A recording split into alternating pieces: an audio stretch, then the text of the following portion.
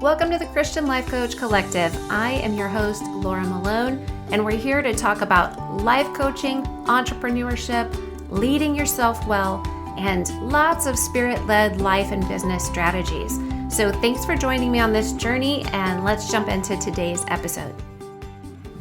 Today I want to talk about learning how to turn your circumstances into teachable moments. Because when you can figure out how to assess and evaluate what's happening in your life, in you, and around you, then you can figure out how to turn that into something you can teach, how it's something that you can coach on. You can coach people through when they come up with it. You can turn it into coaching offers. You can turn it into trainings and courses and content. You can also build an entire coaching niche and a business around something if you're able to understand the need people have around this circumstance or event or experience that you have become aware of. And if you know how to grow through an experience, how to move from one place to another, how to change something, transform something, get a result, and you can figure out not only how you can do it, but how you can help other people do it, then it's a great coaching opportunity. So I'm going to start with a vulnerable moment of my own life experience.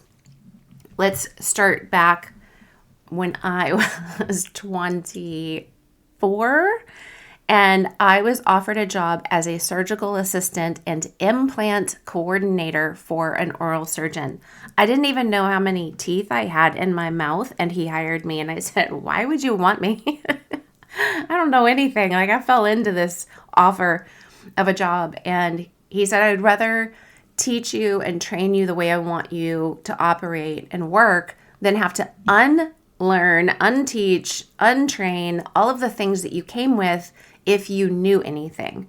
And God has really used that in my life so many times. When I have dreams about this with this doctor in my dream, there is always a sense that God is taking me into something that I have no idea how to do, and yet He's called me to it because He wants to be my teacher and my trainer in that circumstance. So I have enough knowledge about dental work to know what can happen if you don't take care of your teeth.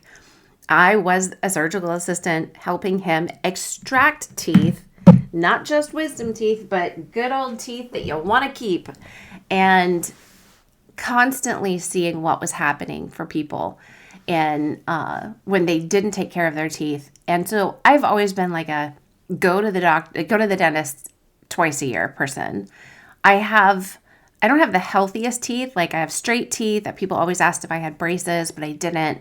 But it's because a dentist when I was young actually took a tooth out on my bottom set of teeth, and he took it out, and I have room, and my teeth didn't crowd simply because he took out tooth number 21.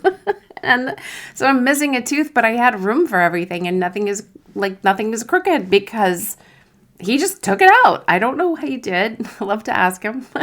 But most dentists will not just pull a tooth instead of braces. They're like, you need that. And I thought it was actually quite brilliant. So after all of that, taking care of my teeth, I've had some problems just because genetically my teeth, I have my mom's teeth. And it ends up that a few years ago, took my daughter to New York City. We have all of our family is in New York, and I took her for her 16th birthday to go see her first Broadway show. We went with some friends. We stayed in the city for a couple of nights, and before that, we went to visit my in-laws out on Long Island, and I'm literally just taking a bite of a bagel, and my tooth fell out, not my entire tooth, but from the gum on the far right side, a side tooth. So it's not the very back tooth, but you could see it when I smiled that the actual cap of my tooth was just, the crown was gone and it disappeared with the bagel. And it was the first day of our vacation. I was like, what am I going to do? So I come home, and you know what I did? Here's what I do with those circumstances. I just moved with it. I'm like, I'm going to own the lack of this tooth. Like, I'm not going to make this terrible or hate how I look or feel. It feels very strange with my tongue, like as I'm eating and things like that. But I decided, you know what? Nobody else is paying attention. I'm not going to let this ruin my weekend, my vacation, my daughter's birthday gift. Like, that's not what's happening. I'm going to own this. I'm going to rock that lacking tooth smile. So I end up coming home. I go to a dentist, and my dentist actually has been doing root canals for decades. And I would always have told you, don't go to a dentist for a root canal. But I had to get a root canal and then had to have a crown put on that tooth. And I'm like, man, I'm too young for this. What the heck happened? How did that tooth just fall off? Well, he did the root canal, and I come back weeks later, and the lady goes to take off the temporary cap off that root canal. And I screamed. And I don't scream, and I don't really cry. I screamed, and then I started crying. I had to smack her hand because like my body just flipped up and hit her hand because it hurt so bad. And she goes, that doesn't hurt. And I thought, are you serious? You just told me I'm not in pain. And she went on to tell me how it's not possible. And I'm like, all things are possible. You don't know me. But this is definitely possible that hurt like some insanity. Anyway, it turns out the root canal didn't work. Sorry I don't want to scare anybody, but that can happen. So the dentist is befuddled, if I think that's the word, right? So he ends up having to do the root canal again. And he pays for it. I'm not paying for another root canal. Like, dude, you did this. I don't know what the problem was, but you did this. But I suffered I would call this a stress injury. And so you are familiar with post-traumatic stress disorder, PTSD. But not all post-traumatic stress turns into an actual disorder, okay? And it's the same thing with TMJ, temporomandibular joint. Everybody has TMJ because it's a joint that's built into your jaw. Like, this is something you have. What not everybody has is a disorder where the TMJ is not functioning correctly, right? So you, in the dental business, it's dental world, it's everybody's like, oh, I have TMJ. Well, of course you do. You were born with it. But you don't have necessarily a TMJ disorder until your dentist tells you do. So same thing with post-traumatic stress. We all have versions and measures of post-traumatic stress, but we don't all have a disorder. That is where post-traumatic stress is causing certain things in our lives and in our brains and our soul that are causing us to function differently in a way that it's determined to be a disorder. And what you can also have is post-traumatic stress injury. And this was a stress injury that I had. It was traumatic because one, was it pain, but then two, I wasn't taken care of in that pain. My emotions and my mental health were not taken care of. This woman shamed me and told me I was wrong and that it was impossible to feel the way that I felt. Guess what happened? He did that root canal, and I haven't been back to the dentist since. Number one, I didn't want to go back to him. Number two, I couldn't even handle the stress of trying to find a dentist that didn't want to do root canals, that would refer me to an endodontist in the future for root canals and other work, but also took my dental insurance. And so the amount of stress that it all caused, I was suffering from it.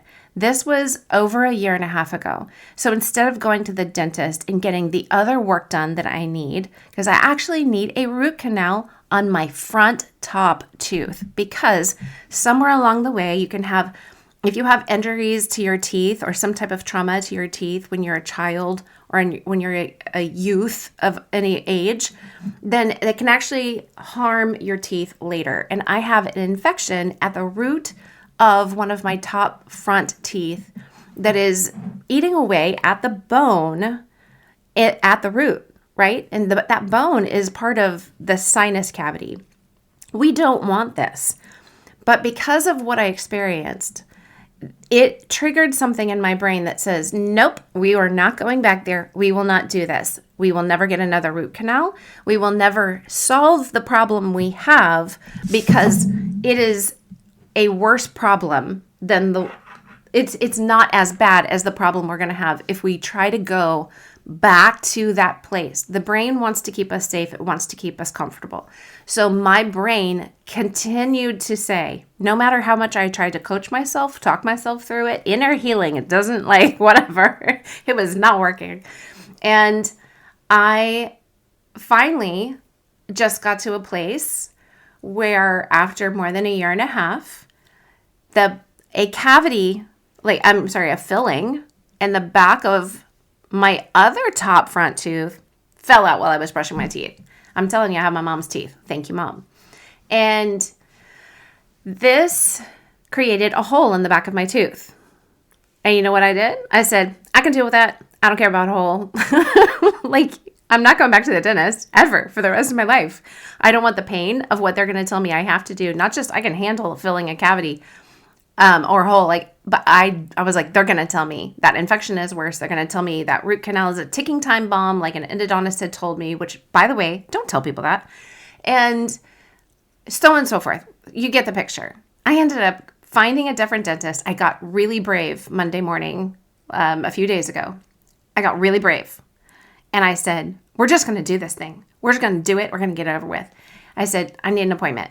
She makes me an appointment. Are you having any problems? Well, actually, the back of my tooth fell out. Oh, well, we'll get you in tomorrow. And I was like, no, I don't want to. You can't make me. And I thought, no, I just want the appointment on December 6th, because I got time for prep. And she's like, just come in. We'll take care of that one. Everything else will be on December 6th, but we're just going to take care of this one problem you have. And I'm like, oh, I got more than one problem. And so I go in. Here's where this episode actually starts. That's all my story. Leading up to what I've experienced and my life experience, my job experience, and what I care about in life, but also what I've come through, right? I'm sitting there, lovely people. I love this office. I had tried to get in there a year and a half ago. They weren't taking new patients. And so because they weren't taking new patients, that's all the bravery and courage I had at the moment. So I gave up and I never called anybody else. I called them again. I just felt like the Lord brought them back to mind. And I said, you know what? I'm going to try again, see if they're taking new patients. They were. Lovely dentist, lovely hygienists, lovely people at the front desk, lovely insurance lady. Okay, I don't know about you, but sometimes the people who take care of the insurance and dental and doctor offices aren't the nicest people. Okay, I'm going to invite this lady over for Christmas dinner. So the experience I had in the chair, I started, even though I have processed and debriefed my situation and how I feel, I could not stop talking and debriefing about what I had experienced. And the dentist and the root canal and the assistant and the pain and the shame and the you're wrong and it's not possible. It just kept coming out of me. And I was like, Laura, you have to stop talking about that. They are not your therapist. They're not your coaches. They're not even your sister or friends. They're here to do a procedure, not to listen to you. They're not your chaplain. So I couldn't stop. Every time they walk in, I had something else to say. I'm like, this stuff is just coming out of me. So I sat there waiting for them to verify my insurance since I'm a new patient. And I'm sitting and I'm sitting and I'm sitting. And the room is kind of chilly. I don't know why they do this. And there's a TV on with it. Terrible. It's not even, it's like C-grade Hallmark movie on Netflix. And I'm like, oh my gosh, turn it off. I finally reached over to the remote and I actually muted it on my own. I couldn't wait for somebody else to come back. And I'm sitting there and going, what am I supposed to be doing with this time? Like, I'm not even getting numb. They're not doing anything till insurance answers the phone. And I'm sitting there thinking, I know exactly what I can do. I pull out my phone, pull out my notes app, and I start writing that we need mindset coaches for dental patients. I'm sorry, but I needed one a year and a half ago. I needed somebody. I didn't necessarily need therapy for this, okay? I just needed somebody to talk to. And I needed somebody to help me see my own brain. I needed somebody to help me understand what kind of beliefs were forming in my mind after what I experienced. I needed somebody to help counter what I was absorbing, the poison that I was feeding myself. I needed somebody to help me get outside and do some self-observation work, right? So I wanted to share this experience with you to give you an idea of how to use something in your life to develop content and ideas and coaching opportunities. And even, I am legitimately serious that this is a full-on coaching niche that could be a really successful coaching business. I know because I worked for years with patients who needed this type of coach that specifically, with specialty and experience, could help somebody in this exact scenario, okay? So here's what I wrote. This is just sitting there waiting 20 minutes for insurance, right? And I'm thinking, okay, mindset coaching for dental patients. If I were to start this coaching business, make this my niche, at first what I did is I sat down and I said, what are all the things that are going through my head as a dental patient right now that feel like a struggle? And maybe I'm not exactly feeling these, but what would other people feel? What have I felt when I was in this chair before? What do I need? What do I fear? What am I feeling, right? So here's what I wrote down. There's no clarity about the process. I'm not really sure what I'm sitting here doing, and I don't know what's going to happen next. It's really helpful for patients to have clarity about what is coming next. I had fear of the pain.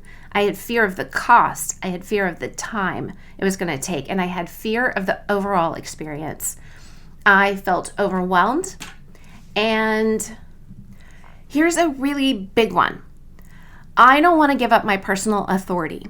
And I'm going to say, all of you know exactly what I'm talking about. When you go into a doctor's office, the dentist office, even like you go sit down in the chair to get your hair done, the people who have gone to school for this and know everything about it, they have a measure of authority because this is their practice or their salon or wherever you are, the mechanic, it doesn't matter, a lawyer. And it can feel very intimidating. And what we do as people, we end up giving away our personal authority in exchange for letting their authority have more power in the room. This can happen even at a restaurant. And I know that because I was in the restaurant business for a long time. And I could see people give in to me, but I never wanted that. I didn't want power or authority. I was your waitress. Like, I'm here to serve you. But there's often times when I'm in a restaurant and I'm like, these people think I'm here for them. Like, they think I came here to make their day and help them have like a smooth evening. No, I came here specifically because I want this food and I expect this food to come out correctly. And if it doesn't, I expect you to take care of it. But some people just want to have this, I have the authority here. This is my place of work. This is my business. This is my practice. This is my salon. This is my chair. I'm the one that knows everything and you need to just go with what I say. I am a resistor to anyone who has no respect for my personal authority, my knowledge about me personally, about what I want, about what I feel, about what I need. So what happens is we give away our authority and we let somebody else's authority reign. And then you can actually feel it. And if you think about it for a second, when have you been in a situation where you feel like somebody else, especially if you feel intimidated, that's what's happening.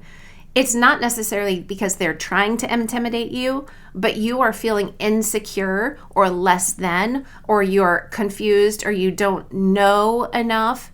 And you give away your authority to people who you think know more or have the last word or all of the say. And I'm encouraging you, right, even just in this moment, this is a little rabbit trail, but I'm encouraging you to consider what's happening in that moment in your own mind and what your choices are, because you don't have to give away your authority. You can get really specific and say, I don't want to watch this TV show. Would you mind changing the channel? Why not? What's the big deal? And even if they are not happy the fact that you asked, who cares? You're the one that's there. You're the patient. You have power and authority over your own body and what you see, what you hear, what is done to you. And there just needs to be more insight to that. And I think a coach could help somebody regain their authority, regain the security they need, know what they need to know so that they walk in, sit down in that chair, and they're not going to get pushed around. Even if the doctor or the dentist isn't trying to push them around, you can still get pushed around because you're letting your mind get moved. You're moving it. Your thoughts are moving it. And it's not always other people doing it to you. The next thing is, I don't know what to say, or I feel the pressure to make decisions that I'm not comfortable with. I feel like I can't be honest about what I feel or want or need because I don't know as much as my dentist. Definitely dealing with previous trauma experiences, dental. There's always like so many people who have had painful experiences that triggered some type of trauma, and there is post-traumatic stress associated with it, even if it's been suppressed. Debriefing, like I said, all I could do was just keep talking about this issue to this new hygienist and dentist who had nothing to do with it, and they're being kind and they're listening, but I really needed feedback. I needed somebody to have some compassion for me. And restoring trust. This is a big issue. Trust restoration in coaching is a huge thing in all kinds of areas. And if you had a coach that could actually help you restore trust in dentists in general or hairstylists overall because of what's happened in the past and actually move you through the process by helping you to debrief and get clarity and make a decision from a strong place of commitment and authority, then they can actually help you restore your trust in humanity in general, so that you will show up and go to the dentist again. There's the discomfort of new experiences. They're not just pain, but the actual experience itself. How to ask what you think is a stupid question. Help me out, Sometimes you just need somebody to talk to. You need support. You need care, encouragement. Like I said, compassion. Being honest with myself about feelings and why they are there. Being open with the dentist about my needs and my fears in a way that doesn't feel overwhelming to them, where they can receive it and help me in it, but I also don't just throw up on them, right? Because if you can talk about it with your coach, then you don't have to talk about it and throw up on your dentist. How to look for new providers, how to deal with the insurance, how to see a referred doctor. Like my dentist is going to refer me to an actual endodontist, a specialist, right? Like you want to go to a coach who is a specialist in something. And I want to go see an endodontist. He's the only, or she is the only person who should be ever doing a root canal in my mouth, ever again, in the name of Jesus. And then also dealing with the bigger things like root canals and periodontal work, infections, getting a crown, teeth clenching, the stress of that. Even people start clenching their teeth the week before they go to the dentist just because they're anticipating it and they have fear and stress around it. There's so many things. So I'm just sitting here writing out all of the things that I or other patients may feel. And it's all coming from my job experience and my personal life experience. So then I'm sitting there and going, okay, what kind of questions could I ask around this? First of all, my question is always, does the Bible say anything about this? Like, what would the Lord say from the word that I could apply to this type of work? I think if I had a client in this niche, then I would say, like, what if something goes wrong? How would I help them be prepared or mitigate anything going wrong? And then if something did go wrong, like getting them to a place where they already are in the mindset that if something goes wrong, they're going to be okay, right? How to say no. What if the dentist, the doctor, the mechanic, the lawyer, the hairstylist says something and you want to say no and you don't feel permission to tell them no. What do you do? What if you just need not right now? I need more time to think about it. I want a second opinion. How to do that? How to become the person who gives yourself permission and there's room for that, right? What if insurance doesn't cover the work and it's already done? Boy, am I upset, right? How do I deal with that? That's something that a coach in this area could really help. And then I think that coach could also help a dentist, help the whole dental office, like teaching them things like don't leave them alone for prolonged periods of time without explaining what's happening. If it was taking a little while to clear the insurance or the dentist is delayed with a different patient, give them updates and explanations. Don't just leave them alone. Honestly, it's so not okay. Find ways to reframe situations. So if somebody is having to wait, then do something like put a TV or a mirror or a game in the room, magazines. Make sure that what's on the TV is what they want, These things will help lessen the frustration, impatience, and fear that the patient is already probably struggling with when they came in. Being gentle in your tone, your verbiage, your body language. A dentist or a hygienist is like, I'm just here to do a job, right? Like, I'm just going to get this thing done. I'm not your therapist. But if the people in a dental office can recognize that their tone, their verbiage, and their body language can really make or break a deal for a patient, then it would make a huge change for the patient overall. And if, as a dentist or hygienist, whoever is working with the patient, if you see the patient's emotions start to rise, even if they seem mad, respond kindly. They're feeling that because of where they're at. Every time a patient would come in and I would bring them into the oral surgeon's office, we had to get their weight and take their blood pressure and their oxygen levels because we needed a baseline before we actually sedated them, put them in, did a surgery.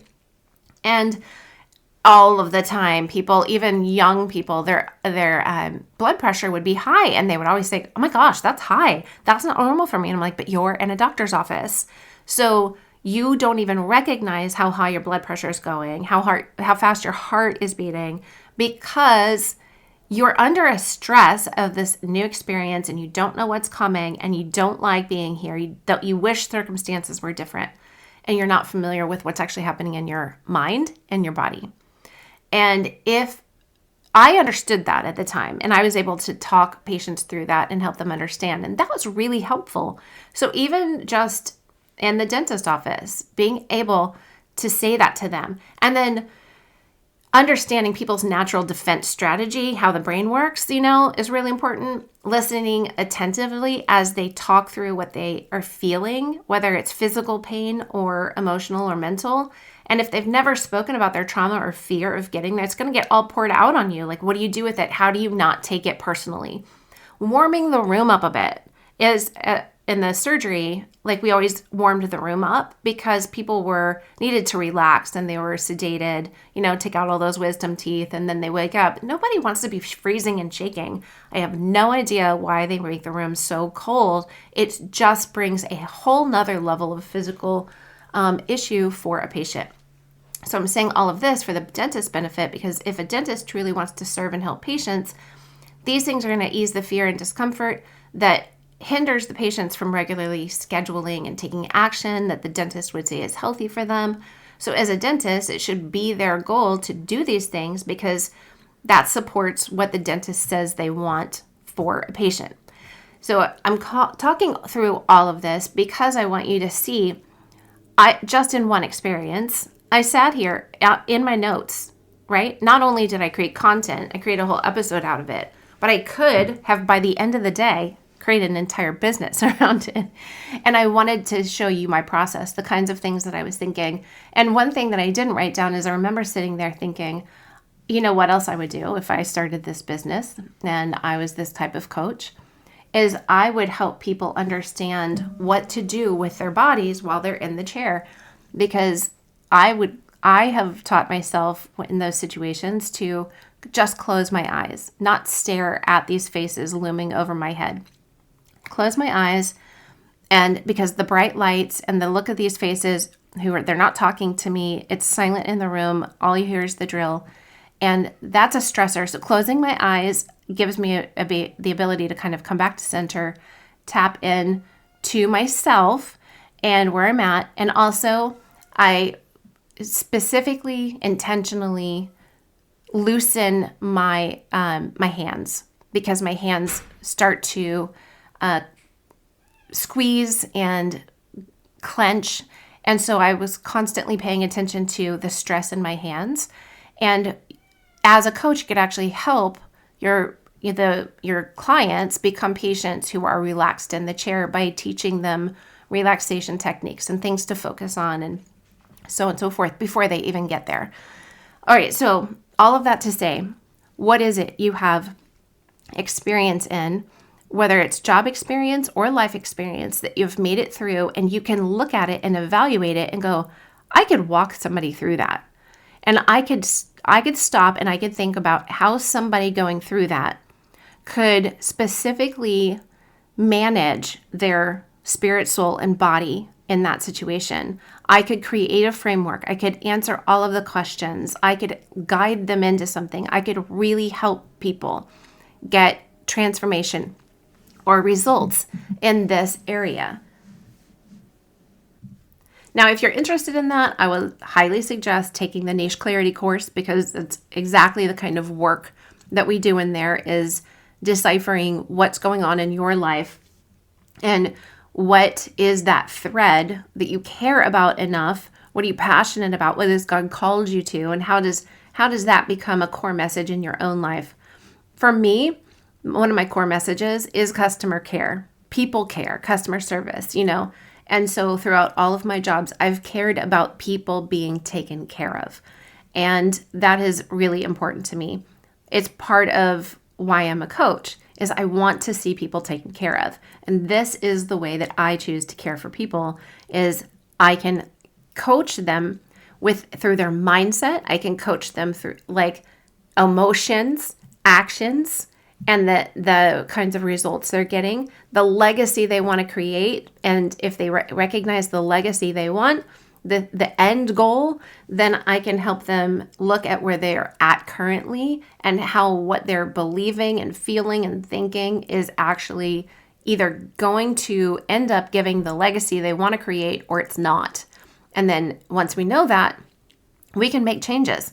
And I specifically love to help multiply all of that by coaching coaches in their own life and in business. So the Niche Clarity course is where I help you walk through that and ask yourself the right questions and do the work so you can pull what's already in you up and out and polish what is shining, and then turn that into a coaching niche or a coaching business or just a part of it or just some content.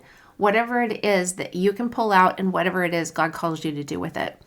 So that course, I'll link to that in the show notes. And then that actually leads into the Called to Coach course, which is my new course that's going to be available for the Black Friday sale.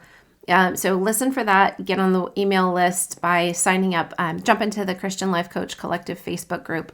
In the membership questions, it'll ask you if you want to give your email and get resources and things like that. Well, if you do that, get on the email list, then you'll know what the Black Friday specials are, when they happen, and so forth. And the Call to Coach course is going to be half off, and it's going to actually help you streamline and set up a very simple and efficient and effective, successful coaching business. A lot of you just need to get started. So this is the framework. I use the Sokoka system that I talked about in the gardening series of share, offer, convert, onboard, coach, assess.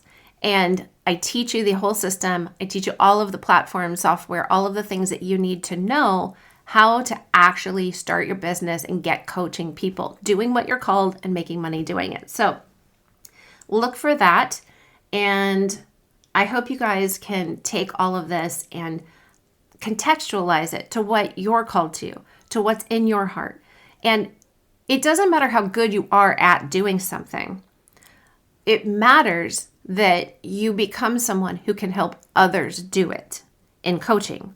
Like that's where your life experience is fruitful and beneficial, is when you can assess what you've done, what you've experienced, what you know, and turn it into something that is helpful to other people. Make it valuable, make it consumable, and turn it into something that transforms lives, makes the world better, brings the kingdom of heaven to earth, and serves God while serving his people. Okay? Bless you. Remember, all things are possible. Everything is figure outable. And I'll talk to you in the next episode. Hey friends, don't forget to jump into the Christian Life Coach Collective Facebook group if you haven't already, so you can connect with like-directed people and get free resources and ask for feedback, all the things that are going to help support you on your calling as a coach. I hope to see you in there, and don't forget to subscribe to the show.